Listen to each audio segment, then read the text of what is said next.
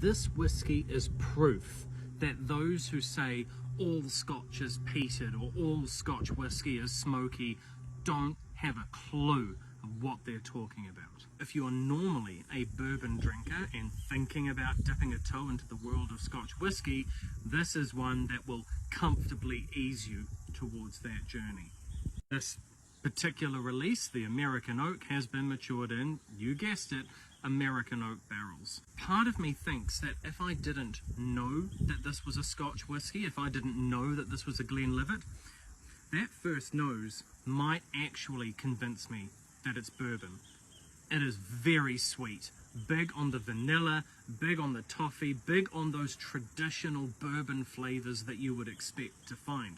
There's no hint of anything remotely peated or smoky about this Scotch whiskey. Those big flavors that came up on the nose are exactly what you're tasting on the palate. You're getting vanilla, you're getting toffee. I'm getting a big hit of green apple, which I think is providing a wee bit of relief from all of that sweetness. But it's an incredibly gentle, easy sipper, and one that, if that very much is your palate about sweet, accessible, affordable whiskies, and let's face it, there's nothing wrong with that, this is one for you.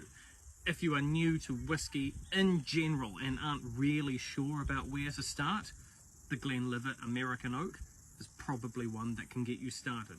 Equally, as I said before, if you are normally a bourbon drinker, but all of your friends are starting to talk about Scotch and you're wondering what the fuss is about, this is one that you could comfortably have a try of, and it is not going to be wildly unknown or out of there for you. So yeah, all these accounts on here that say, oh, all Scotch whiskey is peated, all Scotch whiskey is smoked, clearly haven't tried Glenlivet or this American Oak release. Cheers.